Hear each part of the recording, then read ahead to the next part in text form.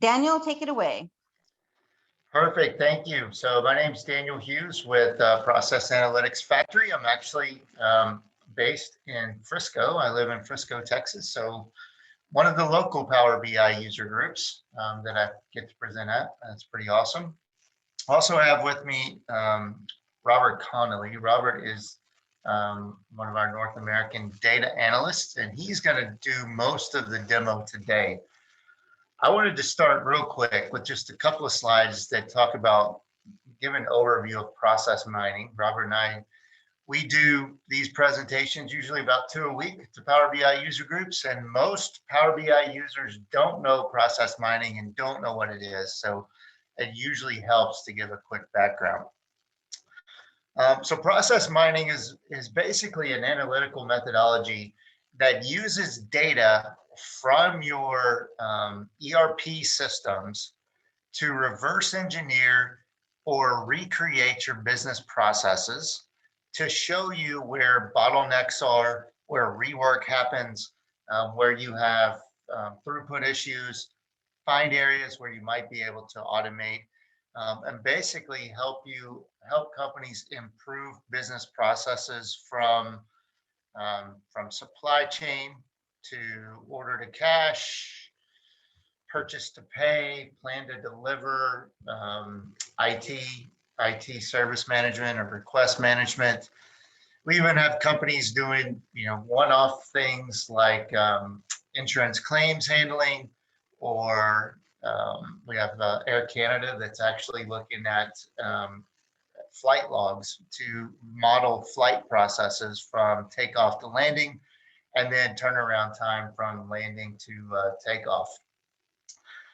And what we do uniquely, there are a lot of companies that do process mining. Most of them have built their own SaaS platform. They built their own data and analytics engine, and then embedded their own process mining algorithms into that. What we've done is taken a little bit of a different approach and embedded our process mining algorithms in the Microsoft Power Platform, and specifically in Microsoft Power BI. And what that allows us to do is take advantage of everything that Power BI has to offer from an analytics perspective, right? Power BI is the world's leading data and analytics BI platform, according to Gartner. So take advantage of all of that and also extend what Power BI can do into the process field. That gives you big advantages when working with us. And one, all of you know how to use Power BI. Lots of people in your organizations probably know how to use Power BI. So it's easy to add process mining to that.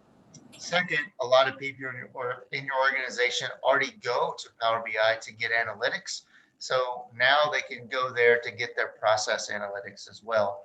And by not having our own SaaS platform, it allows you to keep your data in-house, to use your data and analytics infrastructure that you've already built, and not have to upload your data to somebody's cloud. So the way process mining works is it basically takes 3 pieces of information from your ERP system to reverse engineer your process. First, we need to know what happens, right? What are the steps in your process? What are the activity names from your ERP system that track a transaction from the start of the process all the way through the steps to the end? Second, we need to know when did each one of those steps happen, a timestamp that says, hey, in this case, check order happened in 2018 on January 9th. So that's the second piece of data we need. And then the third piece of data that we need is simply a unique case ID that we can use to track a transaction from the start to the finish of the process. So with those 3 pieces of data that we extract from your ERP system, our visuals and our algorithms can automatically recreate your business process, show you right in Power BI what your process looks like, identify all the bottlenecks, identify all the rework, identify all the loops, and give you some ideas on where you might want to automate some of those steps. From there, we can add things that we call attributes, event attributes or case attributes that allow you to compare executions of process. So maybe you want to compare your order to cash process between plants. So we add plant ID as an attribute. Or it allows you to slice and dice your process. Maybe you want to look for process drift over time. So if you added year as one of your attributes, you can look at how your process changed year by year by year by year. So with that data straight out of your ERP system, export it into your data and analytics infrastructure, connect to it with our Power BI visuals. We turn Power BI and the Power Platform into a fully functional process mining application.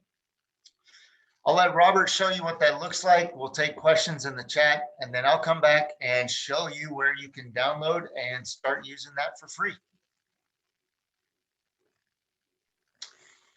Robert. All right. Hello, everyone. I'm Robert Connolly. As Daniel just said, I will share my screen here. Okay, it says I'm sharing. If you can't see my screen, then let me know. So what I'm displaying is one of our standard reports that we use, but a really good standard data set here to just show what process mining is and how you can use it. So every process mining starts with process discovery. As Daniel may have said, process mining is the natural extension of process discovery, which is just becoming familiar with how your process actually happens step by step. So in the effort of that, I always like to start here, where the main focus of this screen is the Process Explorer here, where we just look at the process map step by step. In this look, we have the purchase to pay process. So as I said, this is a demo set. So we go from create purchase order, approve PO level 1, 2, and 3, and then we have post goods receipt, post invoice, and pay invoice. That's kind of our standard process flow right there, and that is our most common one. And on the topic of that most common one, let me explain what the difference is between a case and a variant. So a case is one instance of your process happening end to end. Now, a case can have any flow, any number of steps, whether they go back on themselves or not. But what a variant is actually that specific flow of steps. So let me show you visually. Let me click on variant 1 here, which is our most common variant, which this follows the exact path that I just described with this create purchase order, approve PO level 1, 2, and 3, post goods receipt, post invoice, and pay invoice. So that's one variant. A second variant would be when we remove a couple of the approval levels, and then you'll notice here we have this circular arrow. This is a self loop. So going from approve PO level 1 right back to approve PO level 1. So the difference here is that we're missing some approval levels. That's what makes it a new variant. It's got a new flow to the process, even though it is still the same purchase to pay process. And you can see that variant represented here. Right now, we're displaying a couple of variants, and you'll notice you have variant 1 contained in here, going from create PO down to pay invoice, but you also have this edge going from approve PO level 1 to post goods receipt. That is what's covering our variant 2 here. So with the Process Explorer, we also do things like use colors to display how large or small certain values are. In this case, we have the Process Explorer set so that with the more red the color is, the longer the average duration is. So some people may call this a cycle time, but basically what I mean by duration is the time from approve PO level 1 to get to post goods receipt. This includes both the time to actually take action, which is the approve PO level 1, and the time to just go to the next action, which is post goods receipt. So there's also a thickness attribute. So if you'll notice here that we have this edge here that has 816 cases as displayed by this top number, and it takes on average 9 hours and 59 minutes. That's what the bottom is. And that is a thick edge. And when we go over here, we'll notice that, okay, this edge is a little less thick. That's because we only have 234 cases. So this is just another visual way to see how your process is actually flowing and maybe which directions of your process are actually happening a lot, the ones that may be more important to you because they happen a lot more often. On the bottom here, we have a variant slider. So as I pull this out, we're going to see even more ways that our process happens displayed in this one process graph. So now, as you can see, it's getting a little messy at this point. What you can do is actually right click and include or exclude on here. And I'll exclude this for the sake of this. And you can actually start to narrow down the process you want to see. So if you're in the process discovery and you're saying, how does my process happen? Oh, okay, I see that we have some times where we do this thing. You can include just this. So any variant that has the create shopping cart node at the beginning. Now I'm just looking at variants that have that. So it's an easy way to filter down your process. And again, this is all about process discovery. You may not have known that you're actually in the process of doing shopping cart at the beginning, but now you see that you have. And I'll explain more about why this might be significant in a little bit. But now you can see you have this one edge from create purchase order to post invoice that takes 50 days. It's just one, so that's the min and the max. So there you're saying, okay, wow, we only do the create shopping cart 22 times, but when we do it, there does seem to be a little bit of a holdup. We got 13 days, 5 days, 9 days, 7 days. These are all really long edges comparatively. So maybe we're seeing that there's a bit of a slowdown on these things. Also on here, you can see up here that we have these filter buttons showing up as I include and exclude.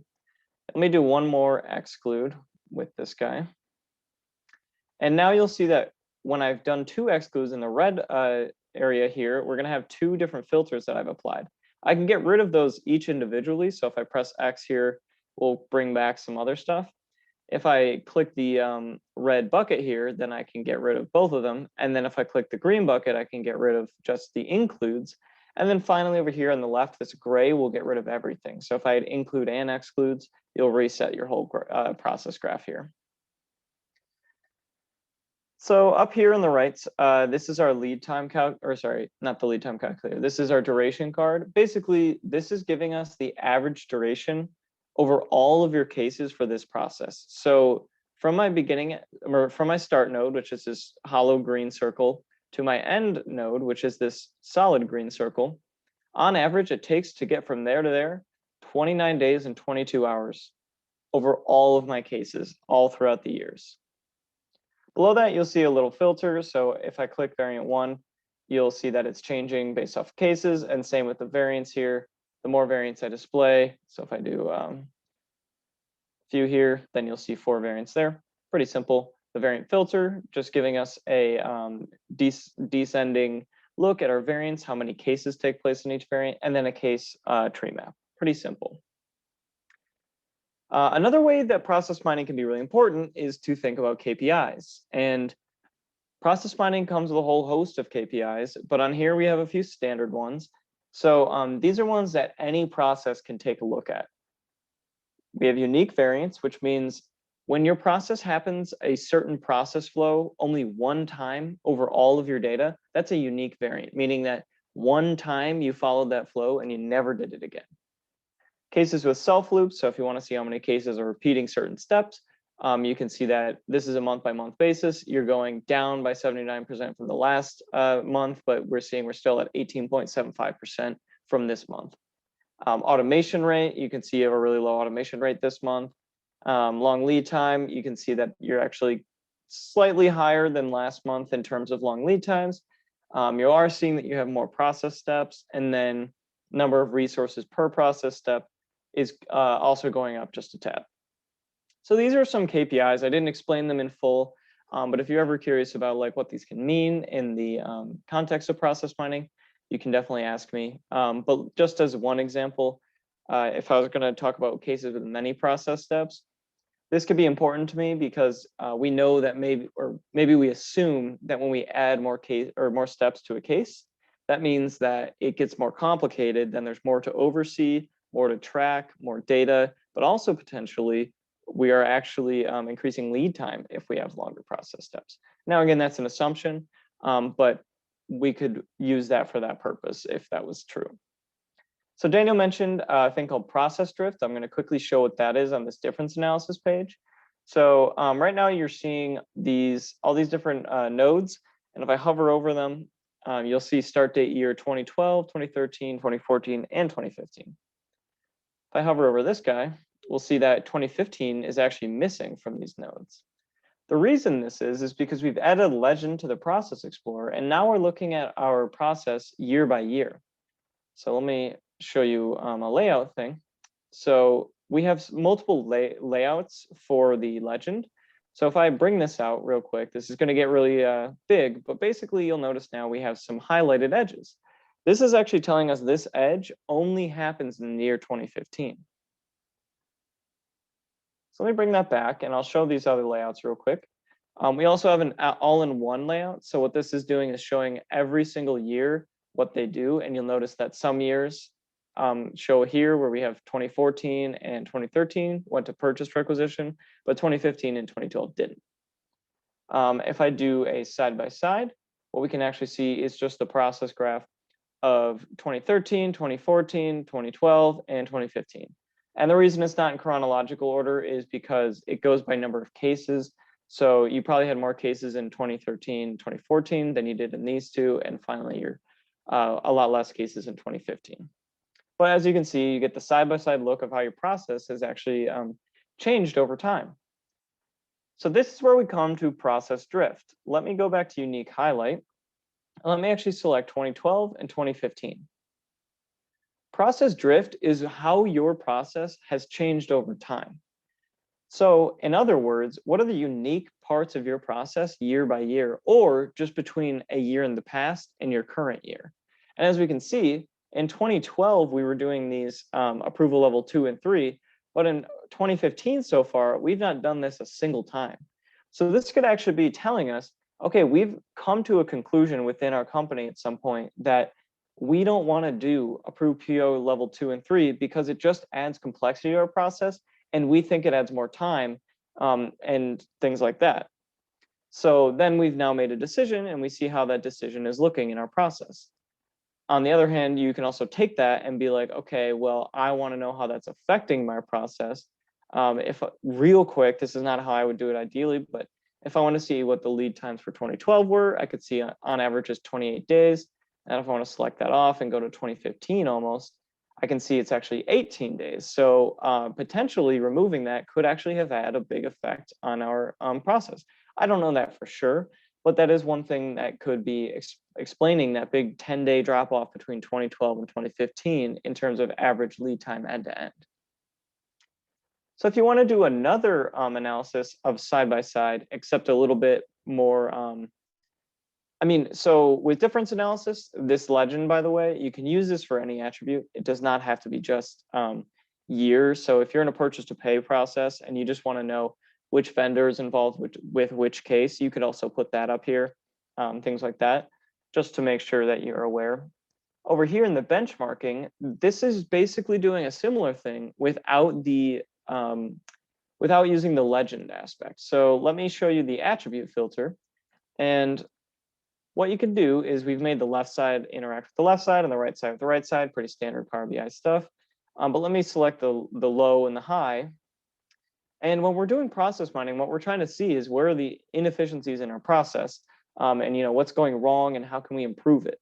So in this case, what I've taken is the lowest average lead times and the highest average lead times, obviously the two extremes, but just comparing right off the bat what the difference is between those two. And we can see that we have on average 5 days and 14 hours. And of course, I selected the bucket between 0 and 11, so it makes sense.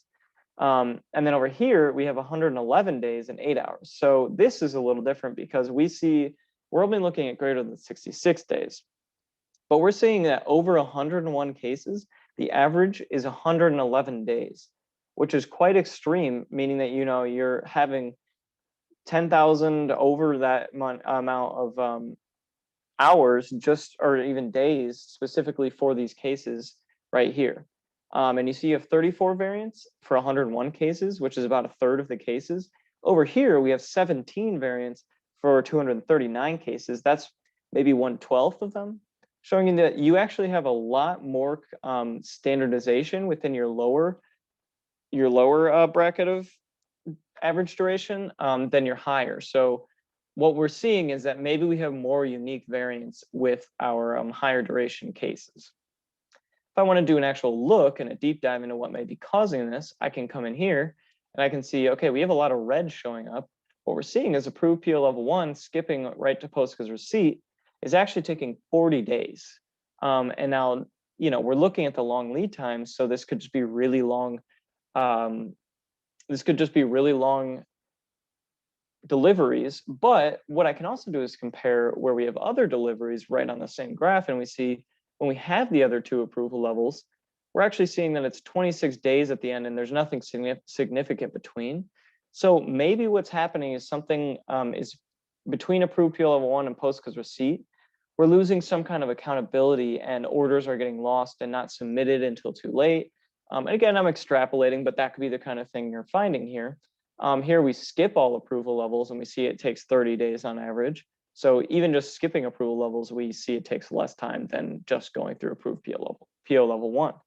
And over here, we're seeing that when we skip approved PO level 1, in these cases, it takes 4 hours and 18 minutes. So, maybe it's not just skipping that's taking a long time. Maybe it's just that these 32 cases that did were particularly unfortunate. Okay, so that's a benchmarking page. This next section is going to be from variance to process steps. I'm probably going to go through like 1 or 2 of them, but they're basically our analysis section.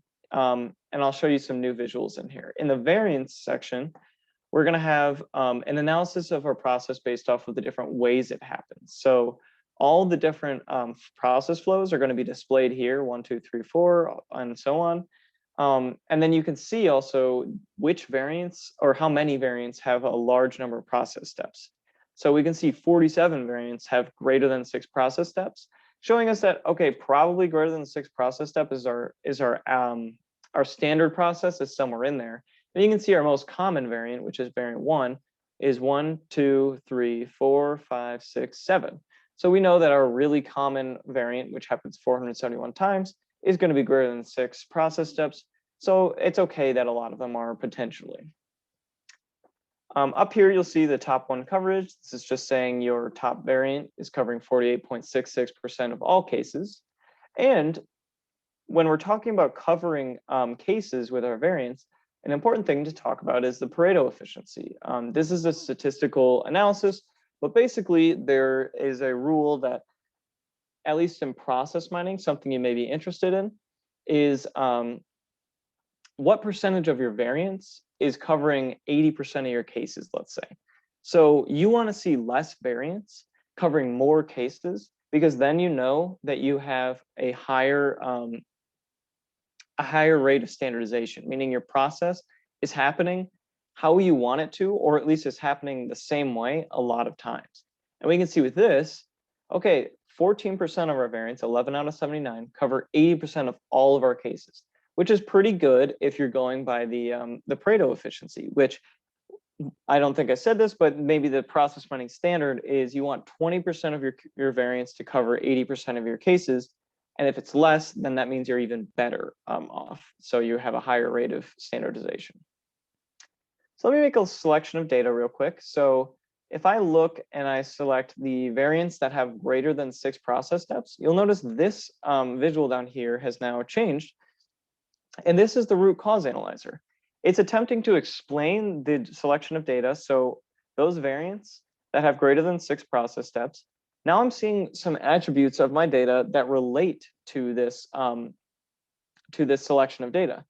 And over 80% of them, or about 80%, sorry, are covered by when we have an automation rate of 0 to 10%, when there are no self loops, and then you're in the happy path, which the happy path is just your most common variant. So from here to here. So 80% of our cases here are explained by our happy path. On the contrary, we have, well, not the contrary, but additionally, we also have, when we have self loops, that explaining, has a correlation maybe of 30% about. And based off of what you have in here, so I've put this as a count by cases. So you're trying to explain your current selection of cases by whatever attributes you've put in. The more attributes I put in, the more tabs will show up, which is going to be different combinations of your data, just trying to show more and more relevance. based off of what you got. So when I have automation rate of 0 to 10%, 80% of my cases are related to this.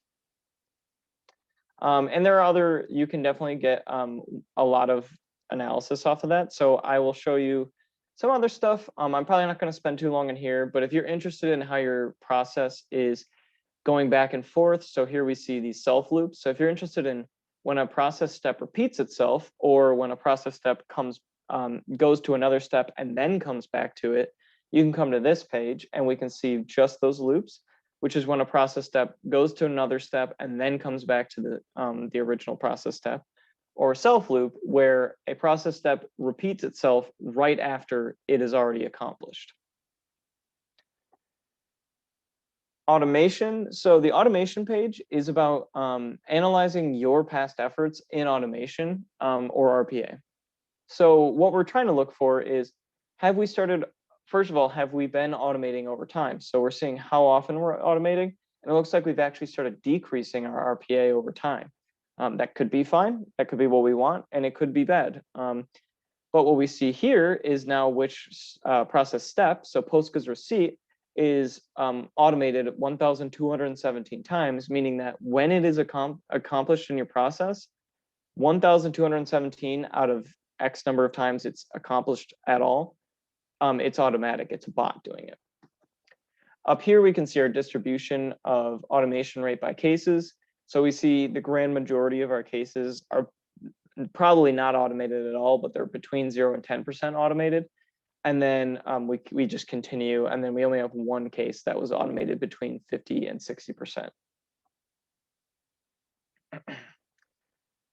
And then we've got lead times. So the lead times has one more visual that I want to show, which is going to be the lead time calculator. So if I control click this, this new thing comes up, and this is the PAFnow lead time calculator.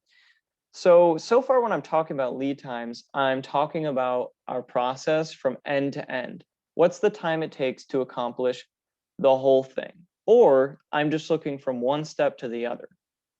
What the lead time calculator allows you to do is actually take slices of your process where you're including everything in between. So let me give an example real quick. Let's look on this process graph over here. Maybe I want to start my analysis of cycle time or lead time with approved PO level 1, and I want to end it with post invoice. What I can do is go to approved PO, or go to my left column, click approved PO level 1, and then put post invoice. And now what I'm seeing is the average duration between those two steps. So it's 14 days and 20 hours. So from approved PO level 1 to post invoice, on average, it takes between those two 14 days and 20 hours. So this can be really useful for just slicing up your data and finding where in your process you're having these long lead times, or if you're just interested in that, the time it takes from one step to another. And if you exit that out, you can just reset it. I won't really talk about this, but this is the process steps page. It's just to look at your process steps, which ones are most common, which start activities lead to the most number of steps in your process altogether. And then you have your root cause analyzer to explain some of your data selections. Okay, so this will be my second to last page, the compliance analysis. On here, we have two more visuals that are really cool. We've got the event filter and the case viewer. I'll talk about the case viewer real quick because it's pretty easy to explain. But basically, the process explorer that we've looked at, so let me give an example of that. This thing over on the left here where you see your process displayed, that's the process explorer. The case viewer is like taking the process explorer and separating every variant into each individual case. So we're going by case 1 all the way down to our 968th case. And we're seeing how it happens with no interference from other cases. So what we're seeing is case 2 was relatively short, whereas case 1 is really long. It goes to post-goods receipt over there after a bunch of other steps and doesn't even end with an invoice. What we're seeing is a highlight actually from where we have self loops. So whereas in the process explorer, we had that little self loop indicator, which was the circling arrow. Here we have a highlight. So if I hover over this, we see approved PO level 1 goes right back to approved PO level 1. And then it's highlighted on the second one to show you this is a self loop. Another really cool thing you can do on here is take, for example, a resource. And if you have resource data for your process, you can put that in as a legend in the case viewer, and then use that resource to then see the swim lane or the handoffs of your process. So I'm seeing that this is anonymized data. I don't even know if it's real employee data, but essentially, let's say you have employee 8CF, you can see that they hand it off to 88D at create PO here, and then they hand that off to DF8 over here in PostGIS receipt. So it's just really nice for seeing your handoffs. And what it can be really good for too is also seeing, is someone accomplishing my whole process? So here we see that 35E did all of process 1 and it didn't even finish. So maybe we need to go talk to them and be like, hey, what happened here? You know, like we just want to know where it ended up. Did it finish? Like, could you log it? Things like that. And sometimes too, you may find cases, I'm not sure if I'll see one right here, but basically cases where you have some kind of handoff and it comes back to a person. Those can be just really useful for seeing when you are maybe going between departments, which you can also do the legend by. Or maybe you want to do different vendors and you can see which vendors are involved in which cases. All these things are possible, but my favorite one to show is this resource, so you can see the swim lanes and just see which step was accomplished by which person. Up here, we have the event filter. So the event filter is great for a ton of things, but basically, imagine you're in the Process Explorer and you're thinking, okay, this is kind of crazy to keep going include, exclude. I know what I want to see. What you can do is actually build a model of what you want to see here. So maybe I only want to see cases that have create PR and then create purchase order after.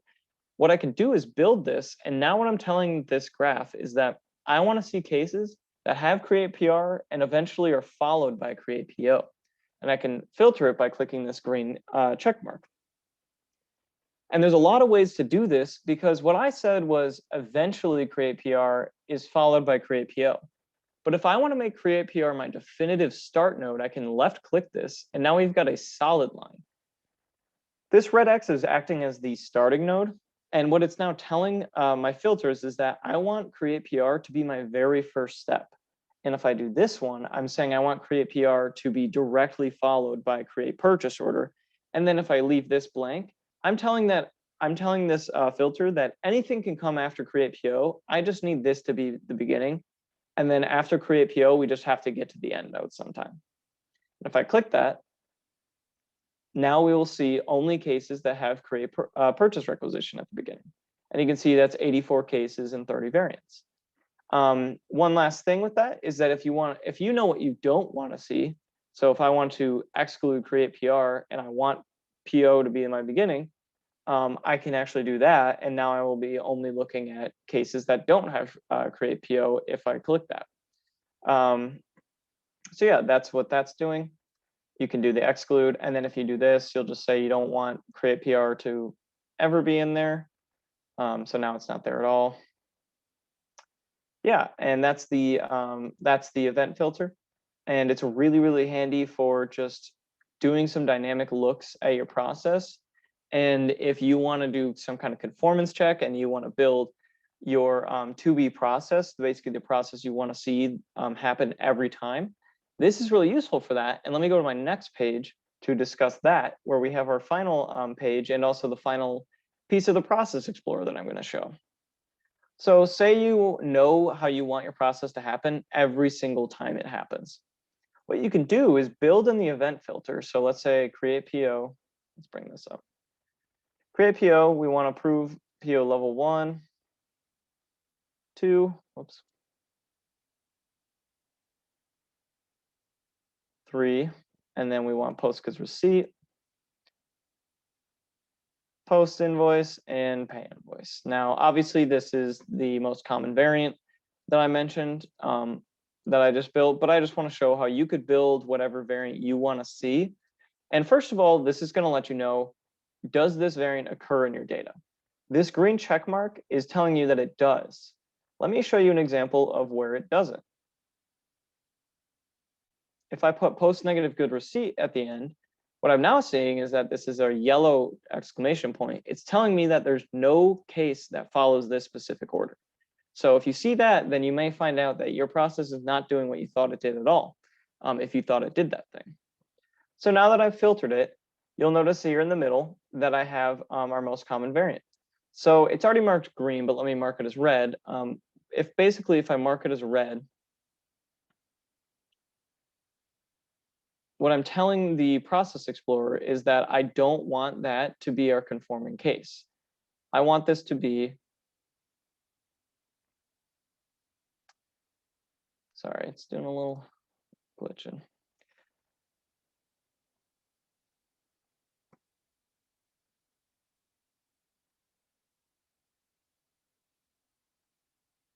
Okay. Well, anyways, so what I can do is use this thumbs up to say that's conforming or it's not conforming. So if I find the process I want to be conforming, I can click this this green thumbs up, and then it will mark it as my reference model. So when I do that, let me click off this. So now my reference model is these green pieces here, and the red pieces are anything that don't conform to that model I originally made. If I click this piece here, you'll see what I am counting as my reference model, and you can actually change it up from here if you'd like. So now I've changed it, and if I go back, we're going to see that we have this, these things showing up as red, and that means those are not part of our conforming model anymore. And the green pieces do conform. So this can just be really nice for a visual aspect to seeing how you want your process to actually occur and whether or not it's actually doing that. These yellow edges are going to be your model moves. So basically, when I look at this, this is what I want my process to actually do. If I go back, and these yellow pieces are telling me when my process went wrong, which is with this create purchase request, what it should have done is gone straight to PO. And you can turn those off too if it's cluttering it a little bit. And there you go. Now you just see conforming, non-conforming.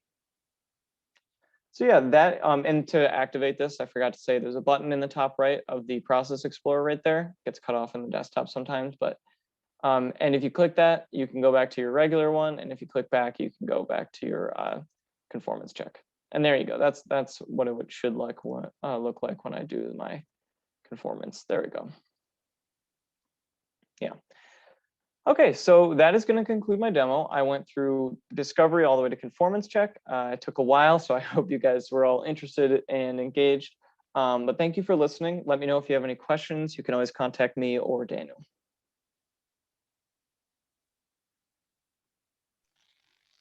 Thank you, Robert. And real quick, just wanted to show you where you can go to AppSource and get the free download of the process discovery visual, and start process mining in Power BI for free. Load your data, load your audit log, and you'll be able to visualize your process.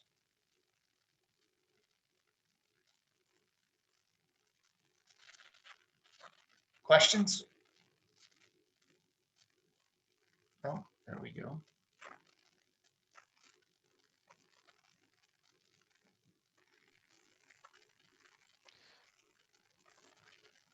Michelle, did we lose you? Says she's trying to unmute. Ah, And she said that too. Ah. nice, nice. Well, thank you very much for your presentation, guys. That was great. We will Hey, believe here I am. trying. There you are. I'm gonna let you Hey. take back over. No. Thank you. You are awesome. I do have a quick question. I know, at my company, I'm not a gatekeeper. I'm not an influencer. I'm not into those people, but I am a Power BI user. And as I'm watching this, I'm thinking of a couple departments that, maybe they could benefit from this kind of insight. Is this just something I can go to the app marketplace and get, and then start doing analysis from there? How do I present this to coworkers? Yes, so you can go get it from AppSource. If you use bit.ly/free visual, capital F, capital V, it will take you right to the download in AppSource. Okay.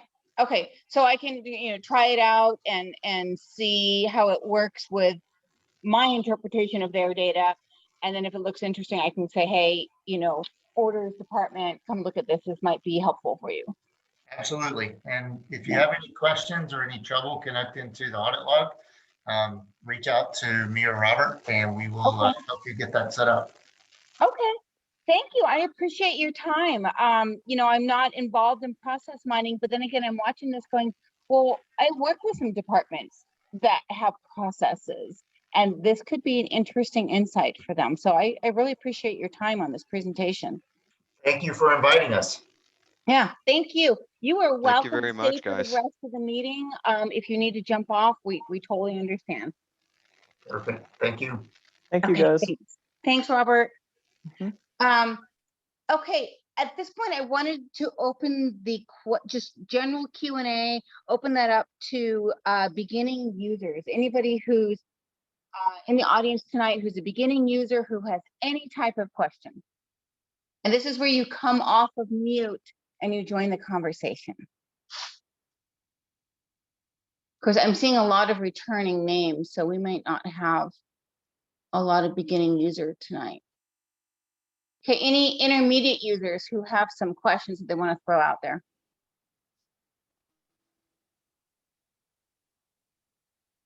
All right. Well, Corey, it is your show now. Hey, it's the Corey Show. All right, let's see. How do we share screens? Did it? Let's I share think it's at the bottom of the screen. screen one. And you actually have to hit share on this. Yep. Okay, let me know whenever you see. I see. All right, so I'm big on calendars, as we all know, if you've been to these meetings at any point in time, but date table is very important to have. And I needed to come up with a better way to create a date table because a lot of times I don't want to connect to a SQL. I don't even have a SQL table built for some of the things that I need. I don't have a SQL date table built, so I can't just connect to SQL and do that. And it really made sense to me. How can I script out building a SQL table or building a date table to where I can just save this script and just rerun it and use it. So I had some time and I started going down this rabbit hole and I reached out to Kevin, and one of the popular ones that's out there is creating these tables in Power BI. So just the normal thing of create a table and say calendar auto, and it'll look at your data and do that. But I wanted kind of a definitive, like I wanted to define a table that I would use regularly, that I would then be able to just paste this in and just go with it. So if you look at the table that I have here, we have year, month, date, the date dim, which a lot of times is what you use as your column or as your key, and then a couple of things: current month, current week, last week is last month, and then month, year, which a lot of times is what I use on visuals. And I wanted to see, could I build the table? So we're going to do that. And just to let you know, this is what this looks like. And at the end of it, I can either paste this or we can share this, but you'll have this script that you can just take and paste into an advanced editor and have this exact same table. But I thought it was interesting and I learned a few things. So we're going to start from scratch, and I'm going to go to new source and I'm going to go to blank query. From blank query, we're given like the option of being able to just type direct commands into this formula bar. So I'm going to say list dot dates. And the first thing it asks us for is a start date. So I'm going to put in 1/1/2020. The second parameter it asks for is a count. The count, think of as a length. How many days do we want this to be for? This doesn't really matter at this point, but I'm just going to put 10 because I want it to show up all on the same screen. And then step is how many days do we want this to go? We could do 10 days, we could do 1 day. I'm just going to do 1, and I'm going to hit enter, and we get an error. So this is the first thing that we learn here, is that there are a couple of functions within the M queries that require you to use believe it's dates. We're gonna find out here in just a second. I believe it's just date actually. To where you have to use special built-in functions. So I'm gonna do this and then do comma 1, close that. And then that should get rid of this error that we got. Because basically what it tried to do was convert that to a number value. So this date function is gonna say, nope, it's a date. And hit enter. And we come across the same value, or we came across the same error, but this time it's about duration. So guess what? There is a duration function as well. This goes days, minutes, seconds, milliseconds, I think. Or no, days, days, hours, minutes, seconds. And we now have a basic table or a basic list of dates from January 1st, 2020 through January 10th. And like I said, with duration, we can just try a couple of different things. We could do 5 here. And we see that it jumps around. So the interesting part that I got out of this was all of the functionality that was here that I just never really use. I just take for granted that it's here. But let's go back and change that to just basics. And you'll see why it doesn't really matter how many days you put in here, because we're going to change all of this here in a minute. So the first thing I want to do is change this back to a table so I can work with it. I'm going to say, no, I don't care, because I already know what I have the data defined as. I'm going to call this date, where I'm naming the table. I'm going to call this column date, and then I'm going to change the type to date. This is where it gets interesting. So this function button right here, I can hit this and add a new step to my query, or to my process here. So I'm going to hit this and I'm going to delete all of this. And I am just going to put this as one. I'm just going to hard code in a value. And if you see, oh, I got rid of my whole table, but I didn't. We're going to come back to this. So I'm going to rename, I just put in a start date. And so I'm going to rename this as start date. And then if I come back up to source, I can take this date function out.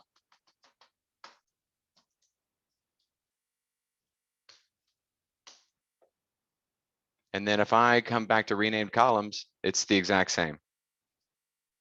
So I'm going to do a couple of other ones of these, because we need to do some calculations. Because if you look at this source column, we have a start date, we have a length.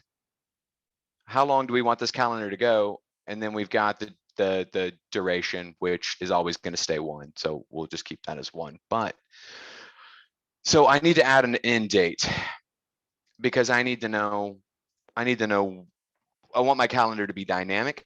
So let's start with end date, and let's just say today. So I'm going to use one of the M functions, and I'm going to call datetime dot local now. Oh, I hate this, is a bug and it's frustrating, but it's always gonna, yeah. So anyway, sometimes you have to just type it. So I come up with another date here, and it's 2021 6/1, but then I've got all this time and whatnot. And by the way, a calendar ending on the 6th of June isn't great in my perspective. So I'm going to call another function here, and I'm going to call this as date dot end of year.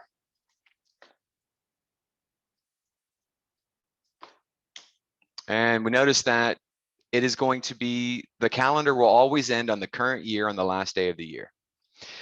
The problem is that I still have time, and I really don't need time.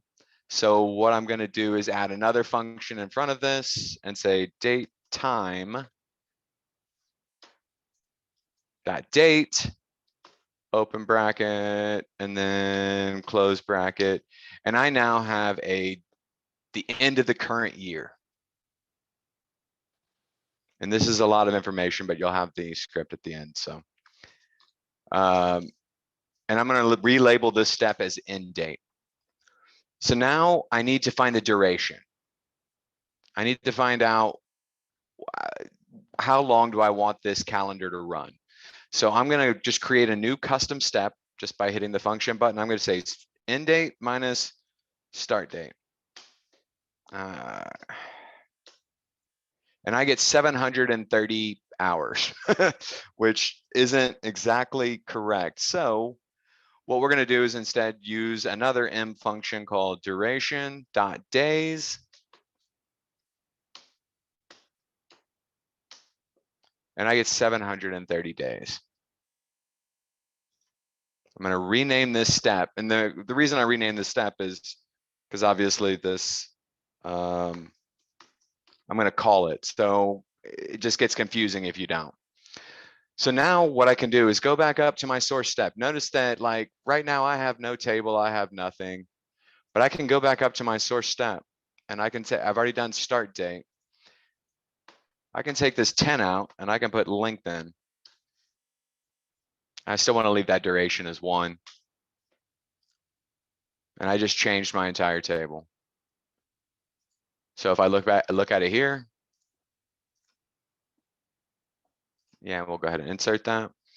So it's going to go to the end of the current year. So let's get rid of that because I don't need that step. The hard part here is that like, okay, well, how do I continue going on and doing steps? Because this isn't much of a calendar at this point. So I'm going to add a new custom step and I'm going to look at the last step I did before I did anything else. And I now can just start working from right here. So I'm going to rename this. I'm going to say start adding, just so I know that anywhere else back in here, I can always come back to this step. My calendar isn't very good right now. And also, by the way, this is easy enough to where if I wanted this to be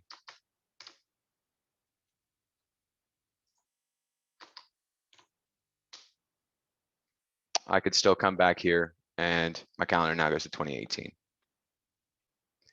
So it's very easy to adjust once you have it, to just be able to adjust what you want. But the calendar isn't much of a calendar at this point, and you'd think that there's going to be a lot of writing and adding, but Power BI and M language has this built in, and it's through this date function right here.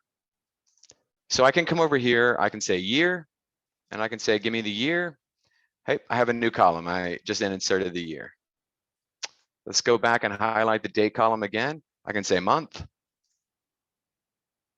Oh, yeah, let's do that as month. Once again. So if you look at all of these functions over here, all of these are built out for you. And you can just go in and let's do name of month. And just pick and choose the ones that you want and the ones that you use, the ones that you think that you'll need. And it creates a script for you. And if you've spent any time here, you know that you can always come back up here and go to the advanced editor. And if I take this right here and say blank query, advanced editor,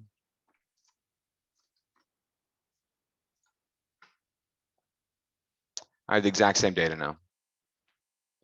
This is how easy that once you've gone through and built out everything that you want to by using the functionality that's on the back end here, you can just take this script, paste it into a notebook or something like that on your desktop of scripts that you use regularly.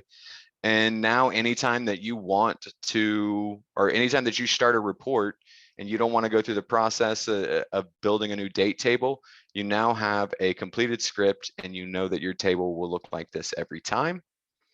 And if you want it to change, so right now this one's starting on 1/1/2020.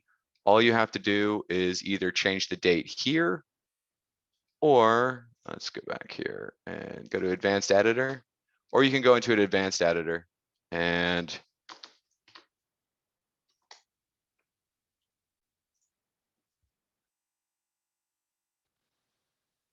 And voila, you have a date table that will be consistent and you can use over and over again.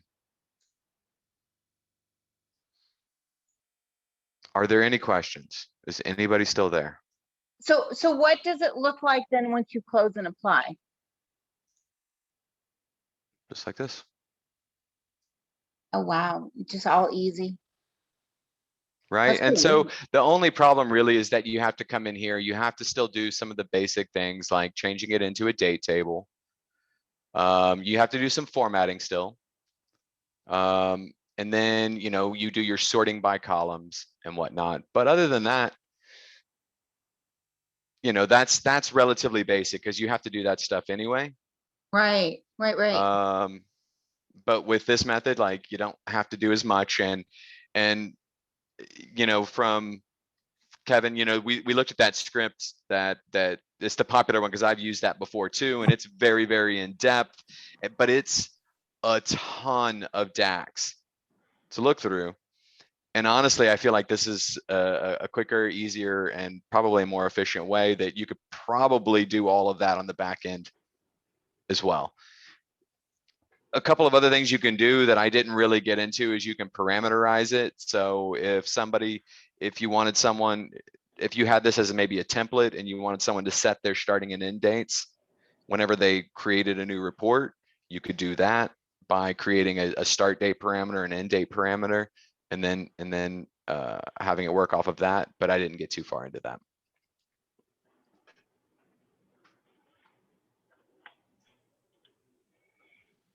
Yeah, so Very that's just two different methods, right? I mean, the Power Query method, or what the SQL BI guys do on the DAX side of it.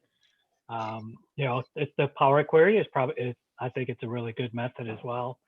I've used parameters to try to help figure out the first and the last date that you want to use, so that you're adding to it as you go. Especially like if you got a source like a fast source like SQL, right? You could just do a quick get the max from some table and the min and the max, and then that comes into it. So where did you say you were going to share this? You just going to put it over in chat, or I can put it in Slack, chat, maybe? or yeah, I can post it as a text file.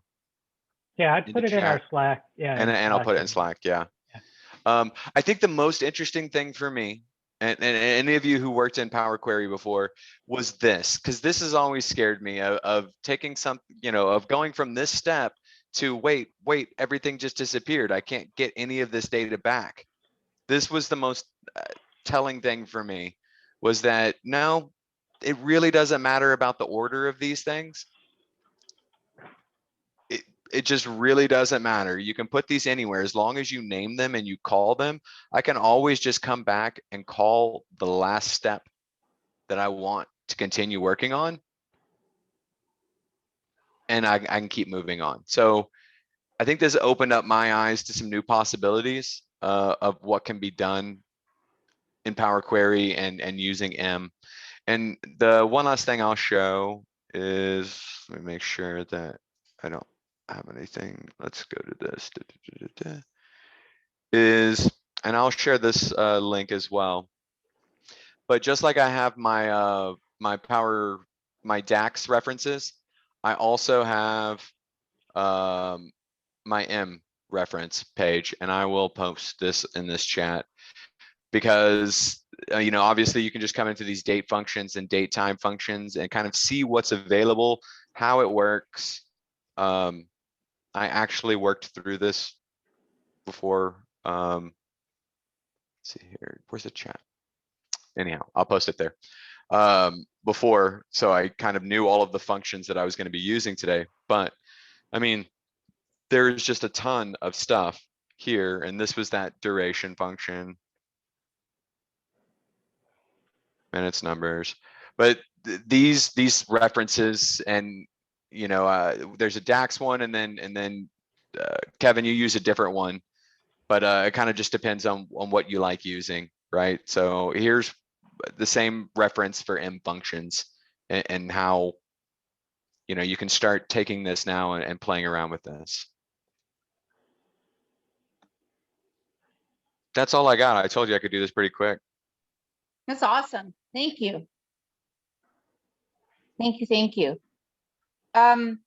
So if you have questions and if you have troubleshooting questions that you want to share, this is your chance to queue up your question.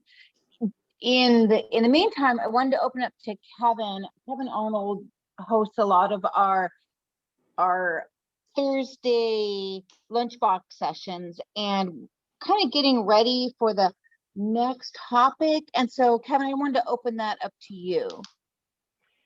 Yeah, so and I'll just kind of turn around and open it up to a general discussion. So do we want to go ahead and stop the recording so that more people just feel kind of comfortable just coming off mute? Let's see if I can do that.